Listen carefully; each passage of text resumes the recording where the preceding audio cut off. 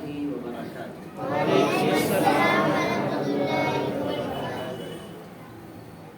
الحمد لله رب العالمين والعاقبة للمتقين والصلاة والسلام على سيد الأنبياء والمرسلين وعلى آله وأصحابه الطيبين الطاهرين. أما بعد،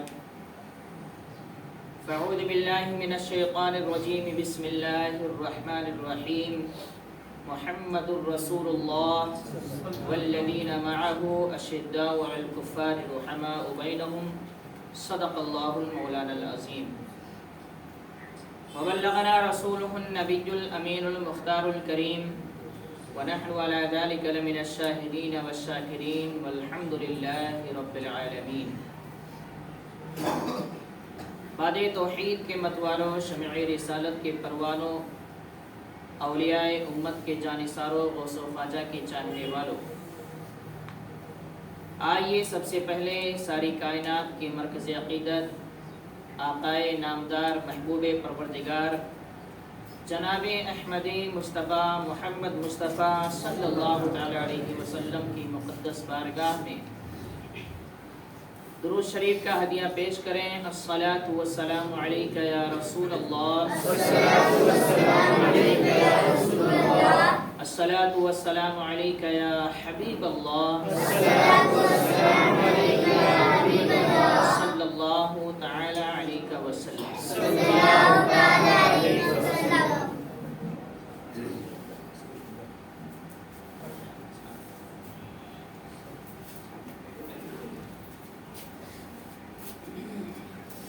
میرے پیارے آقا صلی اللہ تعالی علیہ وسلم کے پیارے دیوانوں، ہماری اور آپ کی یہ مقدس محفل، جس کی برکتوں کا اندازہ ہمیں اور آپ کو نہیں ہے، اس محفل کی برکتیں کیا ہیں اور اس محفل میں بیٹھنے والوں کا مقام و مرتبہ کیا ہے، اس کا اندازہ نہ ہم لگا سکتے ہیں نہ آپ لگا سکتے ہیں. قیامت کے دن جب اللہ رب العزت اس پہ اجر و ثواب عطا فرمائے گا، تب پتہ چلے گا کہ ایسی محفلوں میں بیٹھنے کا مقام کیا ہوا کرتا ہے.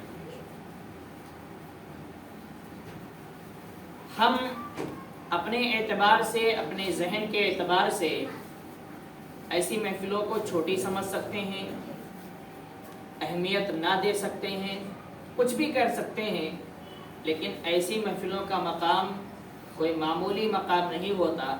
اور جب بھی ہم ایسی محفلوں میں شریک ہوں تو ایک بات ذہن میں ہمیشہ رکھنا چاہیے کہ جن کی محفلیں ہو رہی ہیں، ہم جن کی محفلوں میں بیٹھے ہیں، انہوں نے کبھی تعداد پر بھروسہ نہیں کیا تھا. آج کوئی بہت سارے جگہوں پر یہ ہوتا ہے، لوگ آتے نہیں ہیں، محفل بند کر دو، محفل نہیں کرنا چاہیے، بہت ساری جگہوں پر ہوتا ہے. لیکن ہمیں یہ سب کرنے سے پہلے یہ سوچنا چاہیے کہ ہم کس کی محفل کر رہے ہیں. 22,072 کہاں؟ وہ جب گئے تھے، اگر وہ یہ سوچ لیتے کہ یار ہمارے پاس تعداد نہیں ہے، چلو لوٹ چلتے ہیں، یزید کے ہاتھ پر بیعت کر لیتے ہیں، تو آج نہ یہ مسجدیں ہوتی، نہ یہ مصلے ہوتے، نہ یہ محفلیں ہوتی، نہ یہ ہمارے سامنے دین کے ارکان ہوتے، دین کے احکام ہوتے، سب مٹ چکا ہوتا. لیکن انہوں نے تعداد پہ بھروسہ نہیں کیا، اپنے ایمان کی قوت، اللہ کی ذات، رسول اعظم کی حمایت پہ بھروسہ کیا اور نکل پڑے کہ چلو چلتے ہیں اور دیکھتے ہیں کہ تعداد کام آتی ہے یا پھر خدا کی مدد کام آیا کرتی ہے. اور جب چلے اللہ کی ذات پہ بھروسہ کر کے تو 22,000 کی تعداد کام نہیں آئی، بلکہ تھر تھر کانپ رہے تھے سب. حالت ایسی ہو گئی تھی کہ کہیں 15 سال کا بچہ بھاری پڑ رہا ہے، کہیں 18 سال کا بچہ بھاری پڑ رہا ہے، کہیں 6 مہینے کا ننھے علی اصغر بھاری پڑ رہا ہے. وہاں ایک سے ایک بہادر موجود ہیں، سب ٹھنڈے ہوتے جا رہے ہیں، اور 6 مہینے کا ننھے علی اصغر بھی ان پہ بھاری پڑتا ہوا نظر آ رہا ہے. تو آج ہماری یہ کمی ہے کہ ہم ان ہستیوں کے مقام کو سمجھنے میں کوتاہی کرتے ہیں، ان ہستیوں کے مقام کو، مرتبے کو سننے اور سنانے میں کوتاہی کرتے ہیں۔ ہمارے پاس ہر چیز کا وقت ہوتا ہے لیکن ان کی محفلوں میں بیٹھنے کا وقت نہیں ہوتا۔ ہمارے پاس ادھر ادھر گپ شپ کرنے کا وقت ضرور ہوتا ہے لیکن ان مقدس ہستیوں کی محفلوں میں بیٹھنے کا وقت نہیں ہوتا، جنہوں نے ہمارے اور آپ کی خاطر ہم تک اور آپ تک آسانی کے ساتھ قانون پہنچانے کے لیے اپنی جانوں کا نذرانہ پیش کر دیا۔ یہ وہی لوگ ہیں جنہوں نے اپنے لیے کچھ بھی نہیں کیا، جو کچھ کیا وہ ہمارے اور آپ کے لیے کیا اور اللہ اس کے رسول کی رضا کے لیے کیا۔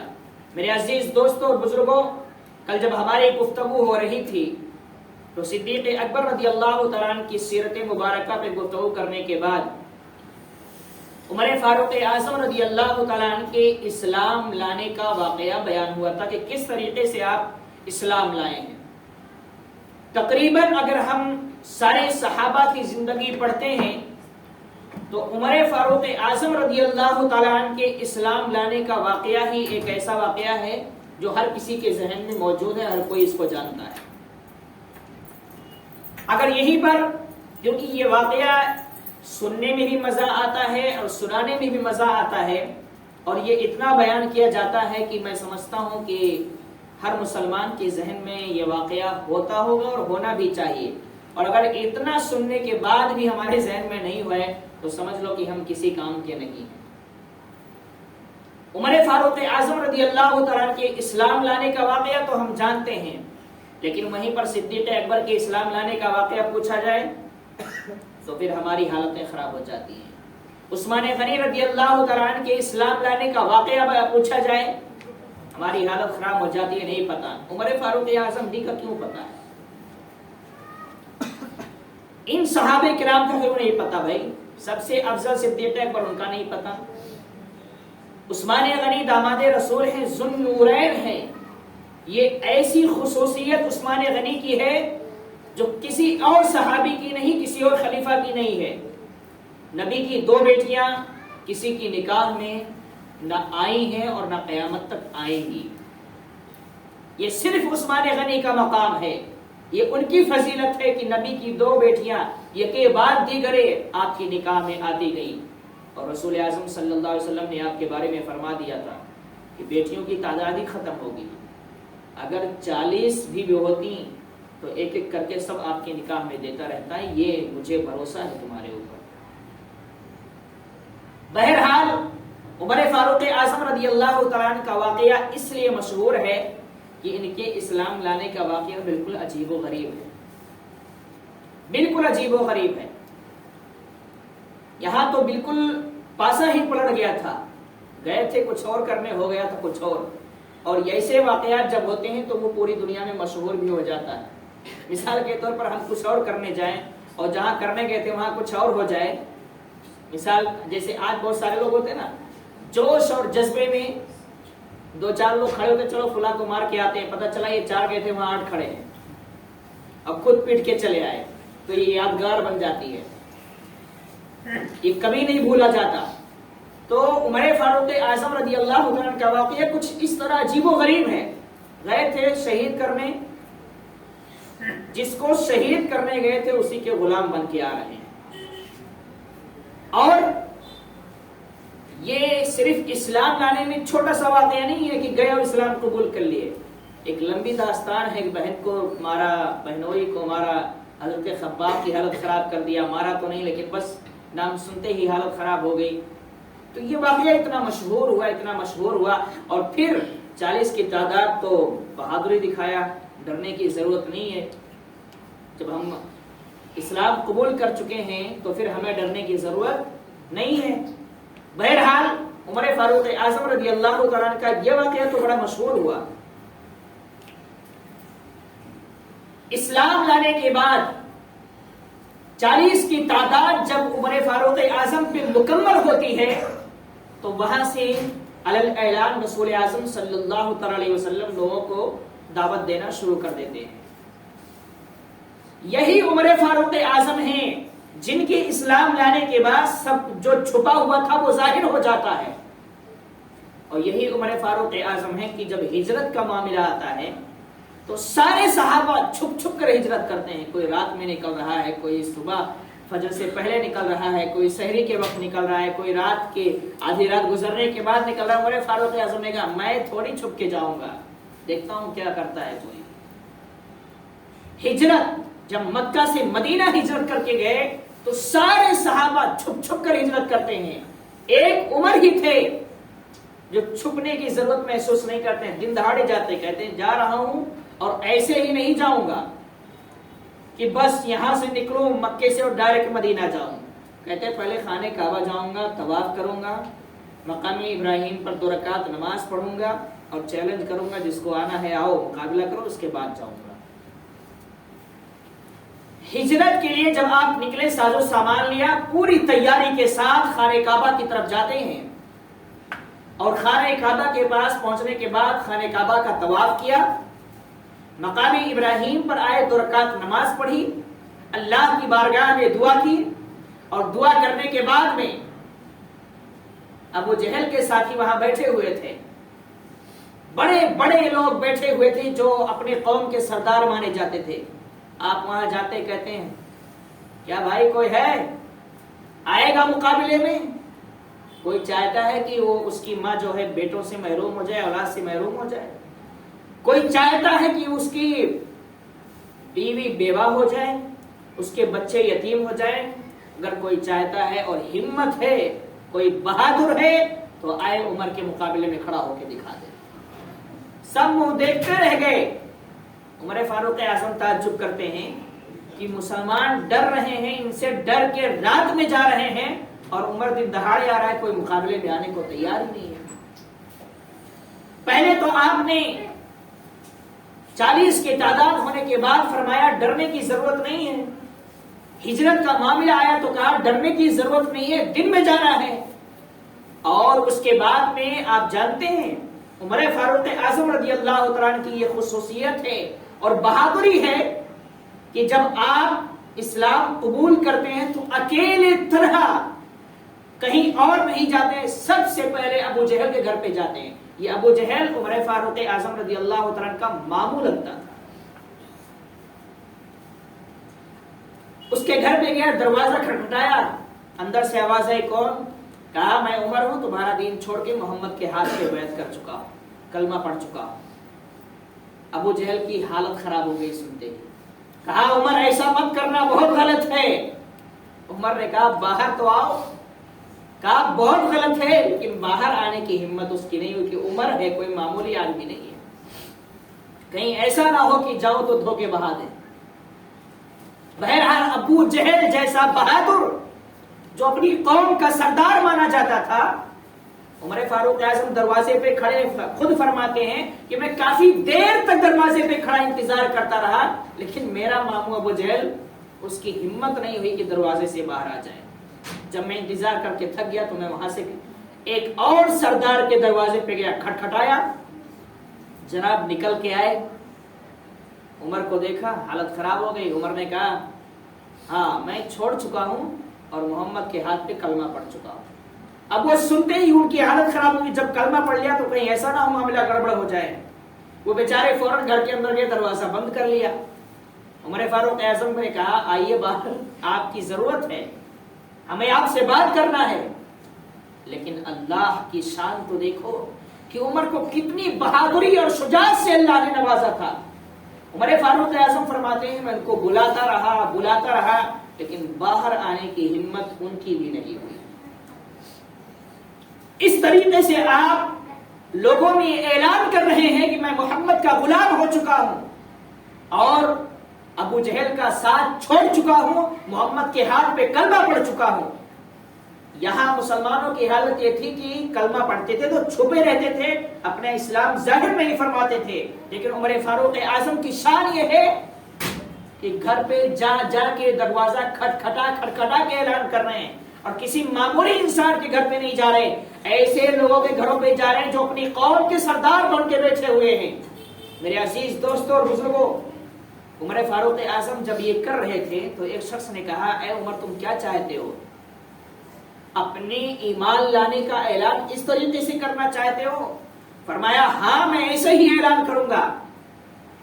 تو اس نے کہا ایک کام کرو، اگر ایسے اعلان کرنا ہے تو فلاں جگہ جاؤ، پتھر پر دیکھو کئی لوگ بیٹھے ہوئے ہیں، اس میں ایک شخص ہے، اس سے کہہ دو، اپنا واقعہ بیان کر دو، وہ اعلان کر دے گا۔ اب یہاں سے تصویر بدل جاتی ہے، آپ جاتے ہیں وہاں بتایا کہ بھائی ایسا ایسا معاملہ ہے، میں پرانا جو ہے وہ چھوڑ چکا ہوں اور اس کے بعد میں محمد کے ہاتھ پر کلمہ پڑھ چکا ہوں۔ تو اس نے کہا کیا اعلان کر دوں؟ آپ نے کہا ہاں اعلان کر دو۔ اب اس نے اعلان کرنے کا انداز اس کا دیکھو، اس نے کہا اے لوگوں سنو، عمر ہمارا مذہب چھوڑ کے محمد کا مذہب قبول کر چکے ہیں، ہمارا دین چھوڑ کے محمد کا دین قبول کر چکے ہیں۔ تو اب وہاں پر کافی تعداد میں مکہ کے قریش بیٹھے ہوئے تھے، سب جلال میں آ جاتے ہیں، غصے میں آ جاتے ہیں اور عمر فاروق اعظم پہ ٹوٹ پڑتے ہیں، مارنے لگتے ہیں۔ لیکن عمر فاروق اعظم کی بہادری، وہ کئی تھے یہ اکیلے تھے، پیچھے نہیں ہٹے، برابر مقابلہ کیا، یہاں تک کہ کافی دیر تک مقابلہ ہوتا رہا اور عمر پیچھے ہٹنے کو تیار نہیں ہے۔ اکیلے طرح ہے، وہ کئی ہیں، عمر پیچھے ہٹنے کو تیار نہیں۔ جب یہ آواز کافی بڑھنے لگی تو ابو جہل کے گھر میں آواز گئی تو ابو جہل اپنے چھت پہ چڑھتا ہے اور وہاں سے آواز دیتا ہے یہ کیا ہو رہا ہے؟ لوگوں نے کہا کہ عمر ایسا ایسا کر چکے ہیں۔ اس نے کہا عمر کو چھوڑ دو، میں نے اس کو پناہ دے دی ہے۔ ماموں تھا، رحم آ گیا تھا اس کو، لیکن عمر فاروق اعظم نے کیا جواب دیا؟ کہا اے ابو جہل خاموش رہے، مجھے تیری پناہ کی ضرورت نہیں ہے، میں اللہ اس کے رسول کی پناہ میں آ چکا ہوں، اب مجھے تیری پناہ کی ضرورت نہیں ہے، اس لیے کہ جو اللہ اس کے رسول کی پناہ میں آ جاتا ہے اسے دنیا کے کسی انسان کی پناہ کی ضرورت پڑتی ہی نہیں ہے۔ اور اس کے بعد میں عمر فاروق اعظم رضی اللہ تعالیٰ نے اس طریقے سے دلیری کے ساتھ اعلان فرمایا۔ اور یہی عمر ہے جن کے بارے میں اللہ کے رسول صلی اللہ علیہ وسلم نے فرمایا، ان کی شان اتنی عظیم ہے نا، ان کی شان اتنی بلند و بالا ہے کہ جو زبان سے ارشاد فرماتے اللہ ان کی زبان کے مطابق قرآن کی آیت نازل فرما دیتا۔ صحابہ کی محفلیں ہوتی، مشورے ہوتے، سارے صحابہ مشورہ دیتے، عمر جو مشورہ دیتے اللہ انہی کے مشورے کے مطابق قرآن کی آیت نازل فرما دیتا کہ عمر جو کہہ رہا ہے وہی ہوگا اور وہی صحیح ہے۔ اللہ کے رسول صلی اللہ علیہ وسلم کے پاس صحابہ کرام ملاقات کے لیے آتے تھے، مسائل پوچھنے کے لیے آتے تھے، اور اس وقت پردے کا حکم نازل نہیں ہوا تھا، عورتوں کے پردے کا حکم نازل نہیں ہوا تھا۔ ہوا یہ کہ جب عام صحابہ آتے تو وہاں پر ازواج مطہرات بھی ہوتی تھی، رسول اعظم کبھی ان سے کوئی سامان مانگتے تو وہ آتی تھی، اب وہ ان کے لیے غیر محرم تھے صحابہ، ازواج مطہرات ان کے سامنے آتی تھی۔ عمر کو یہ دیکھ کے برداشت نہیں ہوا، کسی صحابی کی بولنے کی ہمت نہیں پڑتی تھی، حضور کے سامنے کہتے ہیں یا رسول اللہ، جب آپ کے پاس کوئی مسئلہ پوچھنے کے لیے آئے، کوئی کسی کام کے لیے آئے تو ازواج مطہرات کو حکم فرمائے وہ پردے کے ساتھ آیا کرے، اور یا تو آپ ان سے کچھ مانگیں تو پردے کے پیچھے سے مانگا کریں۔ کسی صحابی کی ہمت آج تک ہوئی نہیں تھی۔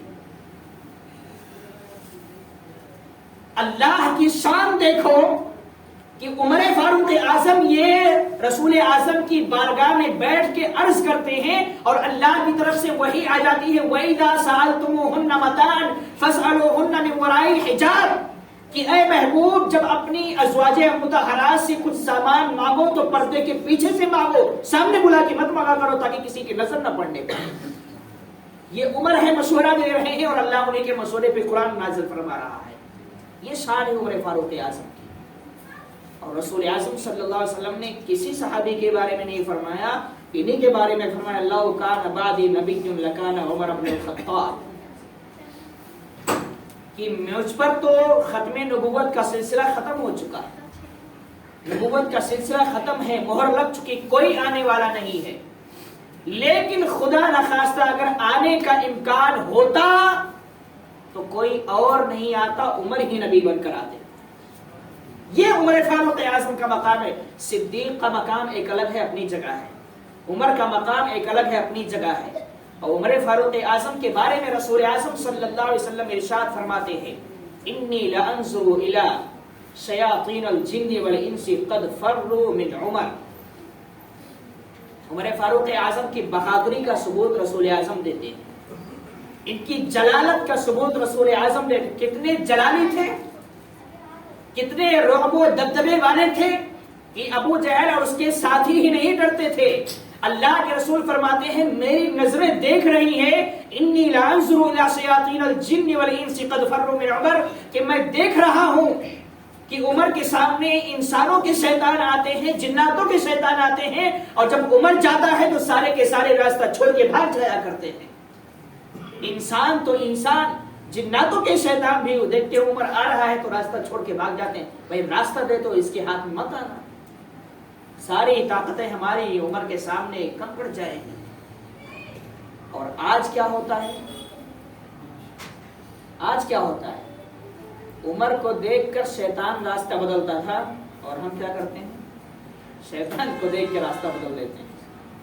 ہم مسجد کی طرف آ رہے ہیں، راستے میں شیطان کھڑا ہے، مت آنا یار، جانا تھوڑا اپنے دوست سے بات کر لے ہوٹل میں بیٹھ کے.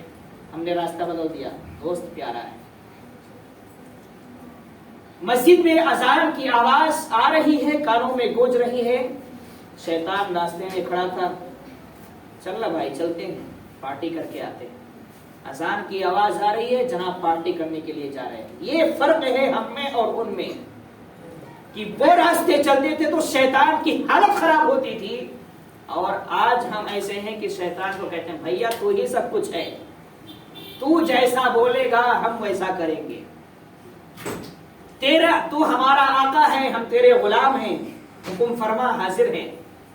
یہ حالت ہو چکی ہے ہماری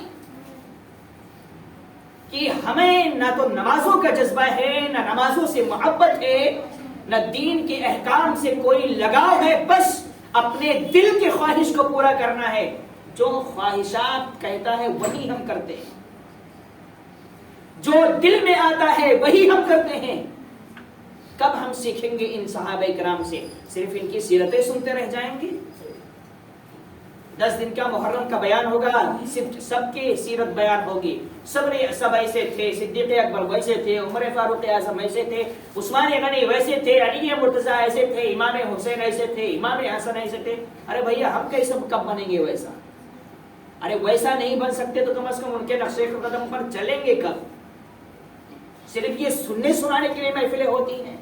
اگر صرف سننے سنانے کے لیے محفلیں ہوتی ہیں تو میں سمجھتا ہوں اس میں پیسہ خرچ کر کے ہماری بے وقوفی ہے.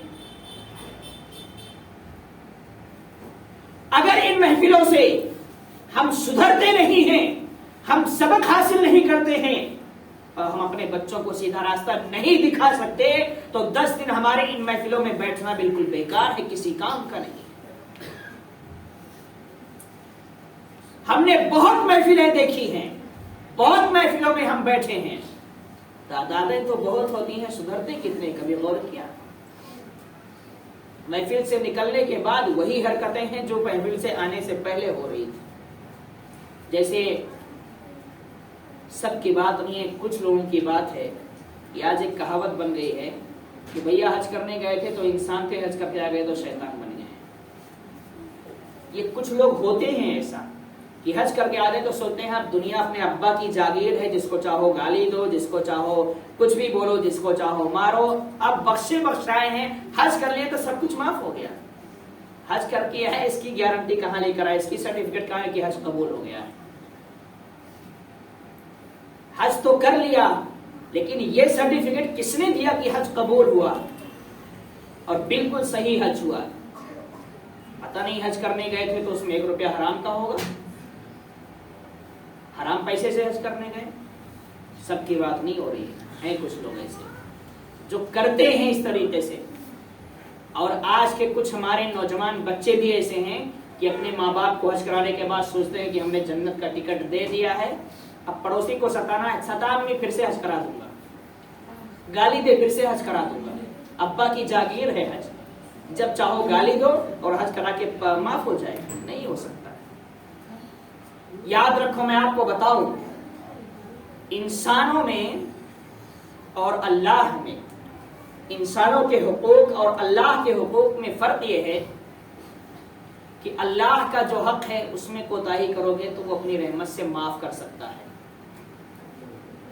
لیکن اگر کسی انسان کو ستایا ہے، کسی انسان پر ظلم کیا ہے، کسی انسان کو تکلیف دیا ہے، کسی انسان کے ساتھ ناانصافی کیا ہے، خدا کبھی نہیں معاف فرمائے گا جب تک انسان نہیں معاف کرے. وہ حج سے بھی نہیں معاف ہو سکتا ہے.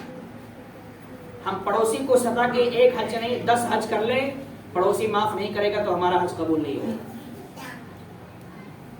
ہم کسی کا 1 روپیہ مار لیں، کسی کی زمین کا 1 بالشت مار لیں اور پوری زندگی حج و عمرہ کرتے رہیں، اگر اس کا حق واپس نہیں کریں گے، اس سے معافی نہیں مانگیں گے، حج قبول نہیں ہوگا. اور آج کتنے لوگ ایسے ہیں جو یہ سب کر کے حج کرنے جا رہے ہیں. کتنے لوگ ایسے ہیں جو اپنے دولت کے نشے میں چور ہو کے غریبوں پہ ظلم کر رہے ہیں، اپنے سے کمزوروں پہ ظلم کر رہے ہیں. ذرا سوچو تو صحیح، غور تو کرو. صدیق اکبر سے ہم سبق کب حاصل کریں گے؟ فاروق اعظم سے ہم سبق کب حاصل کریں گے؟ اپنی پوری دولت رسول اعظم کی بارگاہ میں حاضر کر دیا کرتے تھے. یا رسول اللہ آپ کا ہے، آپ جو چاہیں وہ کریں. یہی عمر فاروق اعظم رضی اللہ تعالیٰ عنہ کہ جن کے بارے میں اللہ کے رسول صلی اللہ علیہ وسلم نے فرمایا کہ ایک مرتبہ میں نے خواب دیکھا کہ بہت سارے مسلمان میرے پاس حاضر ہیں، تشریف لا رہے ہیں، حاضر ہیں. اور ہوا یہ کہ میں نے دیکھا کہ سب کرتے تو پہنے ہیں، لیکن کسی کا کرتا سینے تک ہے، کسی کا کرتا سینے کے نیچے ہے. لیکن جب میری نظر عمر پر پڑتی ہے تو عمر کا کرتا بالکل زمین تک ہے.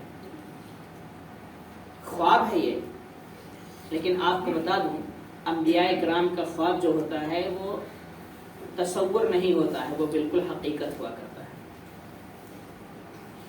اس خواب کو جب آپ نے صحابہ کے مابین بیان کیا تو صحابہ نے پوچھا یا رسول اللہ خواب تو ہے، تعبیر کیا ہے اس کی؟ فرمایا اس کی تعبیر یہ ہے کہ کسی کا کپڑا سینے تک، کسی کا اس کے نیچے تک. اس کا مطلب یہ ہے کہ ابھی ان کا دین مکمل نہیں ہوا ہے. لیکن عمر کا کپڑا بالکل زمین تک ہے. اس کا مطلب یہ ہے کہ عمر کا دین بالکل مکمل ہو چکا ہے، ان کا ایمان بالکل مکمل ہو چکا ہے. اور عمر ایک ایسا بندہ ہے جو تقوی اور پرہیزگاری میں اپنے کمال کو پہنچا ہوا ہے، کسی چیز کی کمی اس کے اندر موجود نہیں ہے. یہ خواب ہے جو تعبیر رسول اعظم بیان فرما رہے ہیں. کب ان چیزوں سے ہم سبق حاصل کریں گے؟ انہوں نے تو صرف ایک ہی چیز دیکھا تھا نا کہ ہمیں محمد کو راضی کرنا ہے اور اللہ کو راضی کرنا ہے. ہم نے کیا دیکھا؟ یہی عمر فاروق اعظم رضی اللہ تعالیٰ عنہ، ان کی کرامت اور ان کی زبان کی تاثیر جو ہوتی تھی وہ صرف اسی لیے ہوتی تھی کہ یہ ہمیشہ ذکر رسول اور ذکر خدا میں مشغول رہتے تھے. آپ نے سنا ہوگا کہ مصر کا واقعہ ہے، دریائے نیل کا واقعہ ہے. کیا ہوا تھا دریائے نیل میں؟ ایک ایسا رسم جو زمانے سے چلتا آ رہا ہے جہالت کی وجہ سے. دریائے نیل ہر سال سوکھ جایا کرتا، تو سوکھنے کے بعد اس کو جاری کرنے کے لیے کیا رسم وہاں جاری تھی؟ وہاں کے لوگ کیا کرتے؟ ان کے معاشرے میں، ان کی سوسائٹی میں، ان کے محلے میں سب سے حسین و جمیل کنواری لڑکی جو ہوتی تھی اس کو ڈھونڈتے تھے، اس کے ماں باپ کے پاس جاتے اور ان کو راضی کرتے، ان کو پیسے دیتے، درہم و دنانیر دیتے. کس لیے دیتے؟ ان کا رسم تھا، وہ ان کا یہ ماننا تھا کہ کنواری لڑکی، خوبصورت لڑکی کو ہم زیب و زینت کے ساتھ اچھے کپڑے پہنا کر، اچھے زیور پہنا کر دریائے نیل میں ڈال دیں گے تو دریائے نیل پانی دینا شروع کر دے گا. یہ ایک رسم تھا جو کئی سالوں سے جاری تھا، لیکن اسلام آیا تو اس رسم کو ختم کر دیا گیا اور دریائے نیل کو ہمیشہ کے لیے جاری کر دیا گیا. حکم کبھی تجھے سوکھنے کی ضرورت نہیں ہے. کیسے ہوا تھا؟ میرے عزیز دوستوں اور بزرگوں، مصر کے گورنر کے پاس یہ سارے لوگ جاتے ہیں، دریائے نیل کی شکایت کرتے ہیں کہ ایسا ایسا معاملہ ہے. جب حضرت عمر فاروق اعظم کا دور آیا خلافت کا تو آپ نے مصر کا گورنر مقرر کیا اور فرمایا آپ اسلام کے مطابق سب کو حکم دو اور اس کے مطابق سب کو دعوت دو. تو جب اسلام کا قانون وہاں پہ آیا تو لوگوں نے شکایت کی کہ بھائی ایسا ایسا معاملہ ہے دریائے نیل کا، یہ کیسے حل ہوگا؟ تو آپ نے فرمایا ان ھذا لا یکون ابدا فی الاسلام، کہ جو یہ معاملہ آپ کئی سالوں سے کرتے آ رہے ہیں کہ ایک خوبصورت لڑکی کو اس میں ڈالتے ہیں تو دریائے نیل پانی دیتا ہے، اب یہ بند کرنا ہے کیونکہ اسلام میں اس کی کوئی گنجائش نہیں ہے. تو یہ تو آپ نے کر دیا، لیکن دریائے نیل سوکھے گا تو اس کا علاج کیا ہوگا؟ اس کا فیصلہ ابھی نہیں ہوا. کہا جب وقت آئے گا تو دیکھا جائے گا. اب دریائے نیل جب سوکھا تو پھر لوگ بارگاہ میں حاضر ہوئے کہ ایسا ایسا معاملہ ہے گورنر کی بارگاہ میں کہ اب کیا کریں.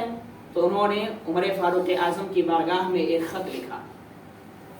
خط میں لکھا کہ ایسا ایسا معاملہ ہے، دریائے نیل سوکھ گیا ہے، یہ لوگ ایسا کرتے تھے، ایک لڑکی کو وہاں ڈالتے تھے، ہم نے یہ قانون بند کر دیا ہے. عمر فاروق اعظم نے پڑھا، کہا ماشاءاللہ آپ نے بہت اچھا کام کیا.